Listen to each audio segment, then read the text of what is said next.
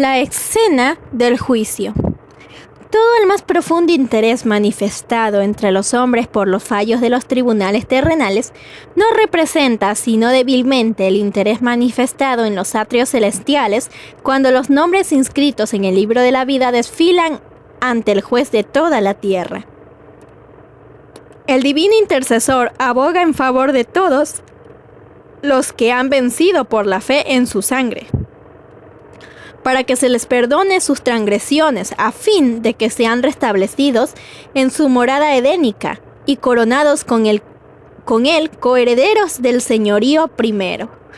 Con sus esfuerzos para engañar y tentar a nuestra raza, Satanás había pensado frustrar el plan que Dios tenía al crear al hombre. Pero Cristo pide ahora que este plan sea llevado a cabo como si el hombre no hubiera caído jamás.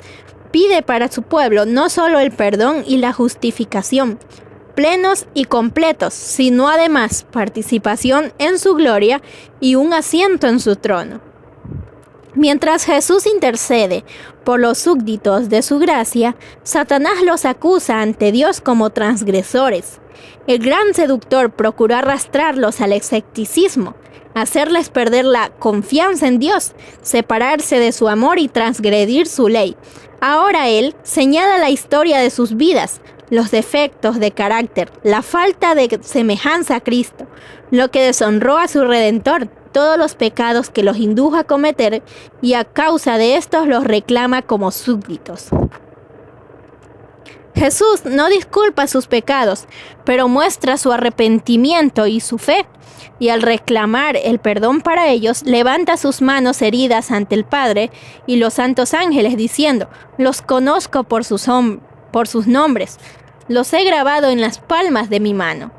Los sacrificios de Dios son el espíritu quebrantado, al corazón constricto y humillado no despreciarás tú, oh Dios.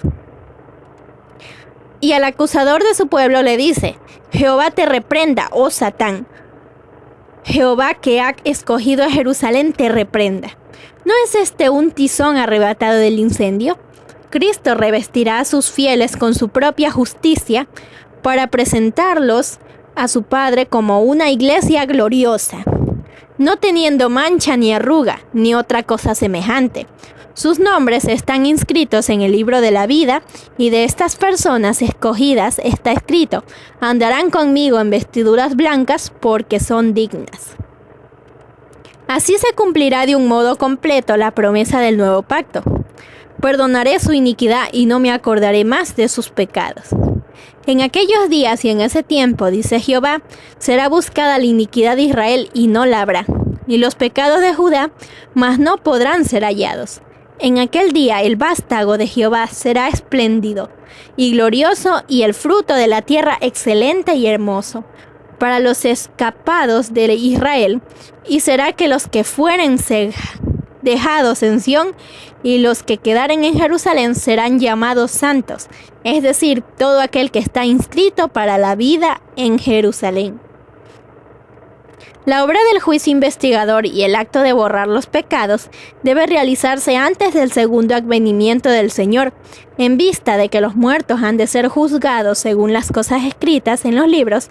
Es imposible que los pecados de los hombres sean borrados antes del fin del juicio, en que sus vidas han de ser examinadas. Pero el apóstol Pedro dice terminantemente que los pecados de los creyentes serán borrados para que venga la presencia del Señor, tiempos de refrigerio, y Él envíe a Jesucristo. Cuando el juicio investigador haya concluido, Cristo vendrá con su recompensa para dar a cada cual según hayan sido sus obras. Las escenas finales del servicio real. En el ritual simbólico, el sumo sacerdote echa la posición por Israel, salía y bendecía a la congregación. Así también Cristo, una vez terminada su obra de mediador, aparecerá sin pecado para salvación, para bendecir con el don de la vida eterna a su pueblo que lo espera. Así, Como al eliminar los pecados del santuario, el sacerdote los confesaba sobre la cabeza del macho cabrío emisario, así también Cristo pondrá todos estos pecados sobre Satanás, autor e instigador del pecado. El macho cabrío emisario que cargaba con los pecados de Israel era enviado a la tierra inhabitada.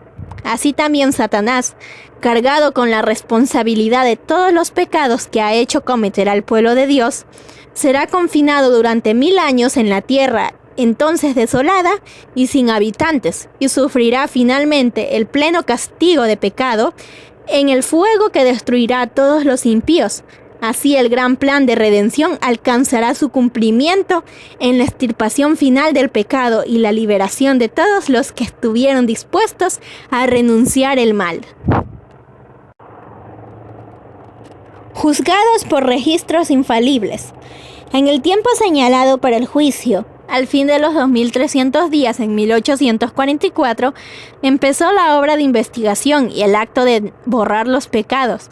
Todos los que hayan profesado el nombre de Cristo deben pasar por ese riguroso examen. Tanto los vivos como los muertos deben ser juzgados de acuerdo con las cosas escritas en los libros según sus obras. Los pecados que no hayan inspirado arrepentimiento y que no hayan sido abandonados no serán perdonados ni borrados de los libros de memoria, sino que permanecerán como testimonio contra el pecador en el día de Dios. ¿Puede el pecador haber cometido sus malas acciones a la luz del día o en la oscuridad de la noche? Son conocidas y manifestadas para aquel a quien tenemos que dar cuenta. Hubo siempre ángeles de Dios que fueron testigos de cada pecado y lo registraron en los libros infalibles. El pecado puede ser oculto, negado, encubierto para un padre, una madre, una esposa o para los hijos y los amigos.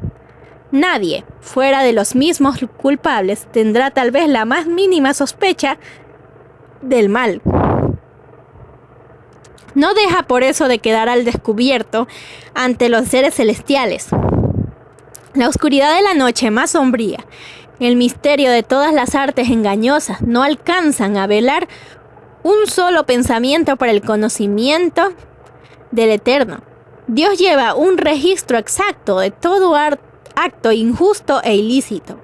No se deja engañar por una apariencia de piedad. No se equivoca en su apreciación acerca del carácter. Los hombres pueden ser engañados por los que tienen el corazón corrompido, pero Dios desenmascara todos los disfraces y lee la vida interior.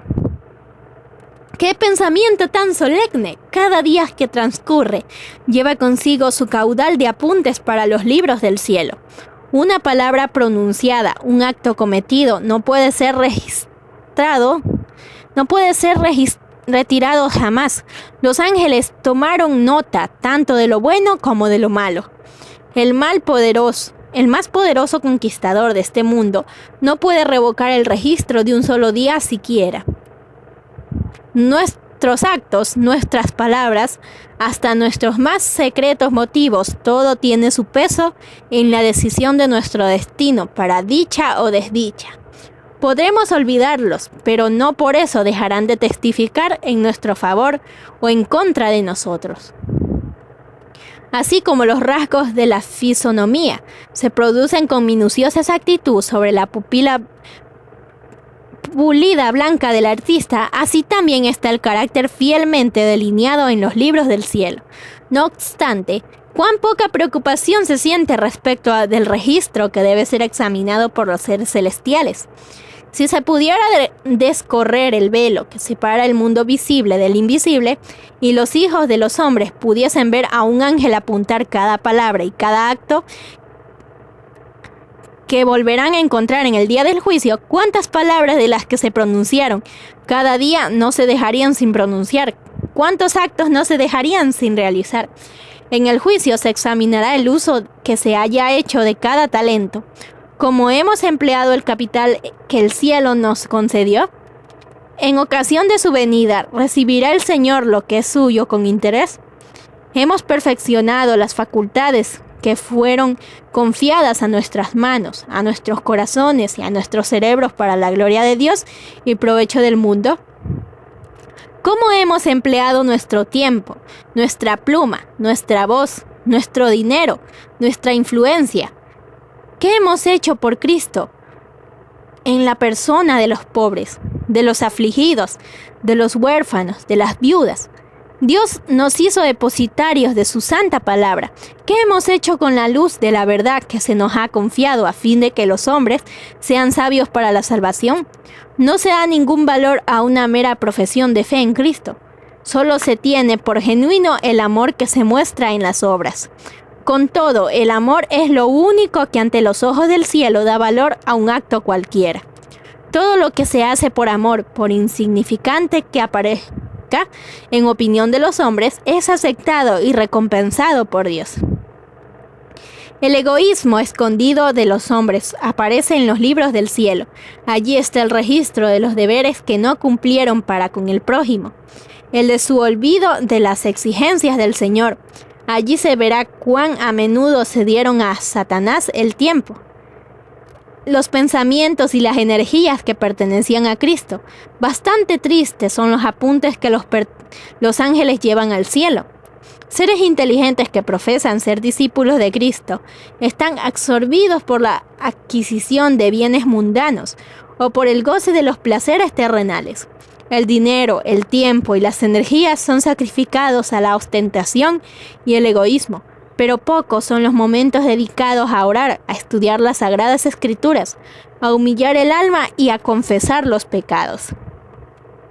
Satanás inventa innumerables medios de distraer nuestras mentes de la obra en que precisamente debiéramos estar más ocupados. El archiseductor aborrece las grandes verdades que hacen resaltar la importancia de su sacrificio expiatorio y de un mediador todopoderoso. Sabe que su éxito estriba en distraer las mentes de Jesús y de su obra. Perfeccionemos la santidad en el temor de Dios. Los que desean participar de los beneficios de la mediación del Salvador no deben permitir que cosa alguna les impida cumplir su deber de perfeccionarse en la santificación en el temor de Dios. En vez de dedicar horas preciosas a los placeres, a la ostentación o a la búsqueda de ganancias, las consagraran a estudiar con seriedad y oración la palabra de verdad. El pueblo de Dios debería comprender claramente el asunto del santuario y del juicio investigador. Todos necesitan conocer por sí mismos el ministerio y la obra de su gran sumo sacerdote. De otro modo, les será imposible ejercitar la fe tan esencial en nuestros tiempos o desempeñar el puesto al que Dios los llama. Cada cual tiene un alma que salvar o que perder. Todos tienen una causa pendiente ante el tribunal de Dios. Cada cual deberá encontrarse cara a cara con el gran juez. Cuán importante es, pues, que cada uno contemple a menudo de antemano la solemne escena del juicio en sesión. Cuando serán abiertos los libros, cuando con Daniel cada cual tendrá que estar de pie al fin de los días. Todos los que han recibido la luz sobre estos asuntos deben dar testimonio de las grandes verdades que Dios les ha confiado. El santuario en el cielo es el centro mismo de la obra de Cristo en favor de los hombres. Concierne a toda alma que vive en la tierra. Nos revela el plan de la redención, nos conduce hasta el fin mismo del tiempo y anuncia el triunfo final entre la lucha entre la justicia y el pecado. Es de la mayor importancia que todos investiguen a fondo estos asuntos y que estén siempre listos para dar respuesta a todo el que les pida razón de la esperanza que hay en ellos. La intercesión de Cristo por el hombre en el santuario celestial es tan esencial para el plan de la salvación como lo fue su muerte en la cruz. Con su muerte dio principio a aquella obra para cuya conclusión ascendió al cielo después de su resurrección. Por la fe debemos entrar velo adentro, donde Jesús entró por nosotros como precursor. Allí se refleja la luz de la cruz del Calvario y allí podemos obtener una comprensión más clara de los misterios de la redención. La salvación del hombre se cumple a un precio infinito para el cielo. El sacrificio debe corresponder las más amplias exigencias de la ley de Dios quebrantada.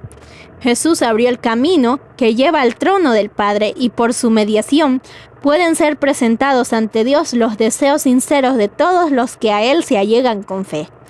El que encubre sus transgresiones no prosperará, mas quien las confiese y las abandone alcanzará misericordia. Si los que esconden y disculpan sus faltas pudiesen ver que Satanás se alegra de ello y los usa para desafiar a Cristo y sus santos ángeles, se apresurarían a confesar sus pecados y a renunciar a ellos. De los defectos de carácter se vale Satanás para intentar dominar la mente y sabe muy bien que si se conservan estos defectos, lo logrará. De ahí que trate constantemente de engañar a los discípulos de Cristo con su fatal sofisma de que les es imposible vencer, pero Jesús aboga en su favor con sus manos heridas, con su cuerpo quebrantado y declara a todos los que quieran seguirlo: bástate mi gracia, lleva mi yugo sobre vosotros y aprended de mí que soy manso y humilde de corazón y hallaréis descanso para vuestras almas, porque mi yugo es fácil y ligera mi carga. Nadie considere pues sus defectos como incurables. Dios concederá fe y gracia para vencerlos. Estamos viviendo en el gran día de la expiación. Estamos viviendo ahora en el gran día de la expiación, cuando en el ritual simbólico el sumo sacerdote realizaba la propiciación por Israel. Todos debían afligir sus almas, arrepentirse de sus pecados y humillarse ante el Señor, si no querían verse separados del pueblo.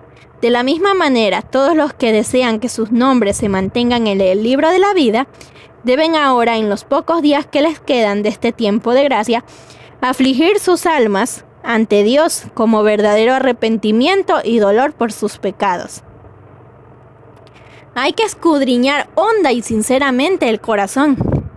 Hay que deponer el espíritu liviano y frívolo al que se entregan tantos cristianos profesos. Empeñada lucha espera a todos los que quieran subyugar las malas inclinaciones que tratan de dominarlos. La obra de preparación es individual, no nos salvamos en grupo. La pureza y la devoción de uno no suplirá la falta de estas cualidades en otro. Si bien todas las naciones deben pasar en juicio ante Dios, Él examinará el caso de cada individuo de un modo tan rígido y minucioso como si no hubiese otro ser en la tierra. Cada cual tiene que ser probado y encontrado sin mancha ni arruga ni cosa semejante. Solemnes son las escenas relacionadas con la obra final de la expiación. Incalculables son los intereses que ésta envuelve. El juicio se lleva ahora adelante en el santuario celestial. Esta obra se viene realizando desde hace muchos años. Pronto, nadie sabe cuándo, les tocará ser juzgado a los vivos. En la augusta presencia de Dios, nuestras vidas deben ser pasadas en revista. En este, más que en cualquier otro tiempo, conviene que toda alma preste atención a la amonestación del Señor. Velad y orad, porque no sabéis cuándo será el tiempo. Pues si no velás, vendré sobre ti como ladrón, y no sabrás a qué hora vendré sobre ti. Cuando quede concluida la obra del juicio investigador, quedará también decidida la suerte de todos para vida o para muerte. El tiempo de gracia terminará poco antes que el Señor aparezca en las nubes del cielo.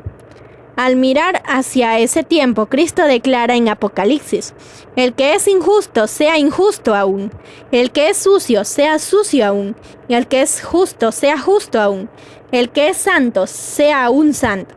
He aquí, yo vengo presto, y mi galardón está conmigo, para dar la recompensa a cada uno según sea su obra. Los justos y los impíos continuarán viviendo en la tierra. En su estado mortal, los hombres seguirán plantando y edificando, comiendo y bebiendo, inconscientes de que la decisión final e irrevocable ha sido pronunciada en el santuario celestial. Antes del diluvio, después de que Noé entró en el arca, Dios lo encerró en ella, dejando fuera a los impíos. Pero por espacio de 7 días el pueblo, al no saber que su suerte estaba decidida, continuó en su vida descuidada y ávida de placeres, y se mofó de las advertencias del juicio que lo amenazaba. Así, dice el Salvador, será también la venida del Hijo del Hombre. Inadvertida, como ladrón a medianoche, llegará la hora decisiva que fija el destino de cada uno, cuando será retirado definitivamente el ofrecimiento de la gracia que se dirige a los culpables. Velad pues, no sea que viniendo de repente os halle dormidos.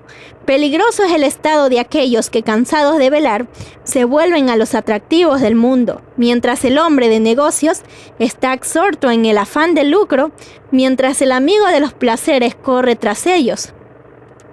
Mientras la esclava de la moda está ataviándose, puede llegar el momento cuando el juez de toda la tierra pronuncia la sentencia: has sido pesado en la balanza y has sido hallado falto. Preguntas para meditar. ¿Qué ocurre en la venida de Cristo, descrita en Daniel 7:13 y 14? ¿Cuáles son los únicos casos que se consideran en el juicio investigador? 3. Solamente ciertos nombres se registran en el libro de la vida. ¿Cuáles son? 4. ¿Cuán abarcante es lo que se consigna en el libro de memoria? 5. ¿Qué otro registro es cuidadosamente llevado? 6. En el juicio investigador, ¿qué 2 cosas ocurren si hay pecados consignados en los libros de registro? 7. ¿Cuándo son borrados los pecados? ¿Cuándo son perdonados o en el juicio final? ¿Por qué? 8. ¿Qué culpas cargará Satanás? ¿Cómo se ilustraba este hecho en el ritual del santuario del Antiguo Testamento? 9. Además de las acciones, ¿qué otras cosas se consideran en el juicio? 10. ¿Por qué se evalúa todo acto que cometemos? 11. 2 obras de Cristo tienen igual valor en el plan de salvación. ¿Cuáles son? 12. Como vilipendia Satanás a Cristo y a los santos ángeles en el juicio, ¿qué pretende que es imposible para los hombres? ¿Cuál es la respuesta a sus pretensiones? 13. ¿Cómo debiéramos emplear los días de prueba que nos quedan?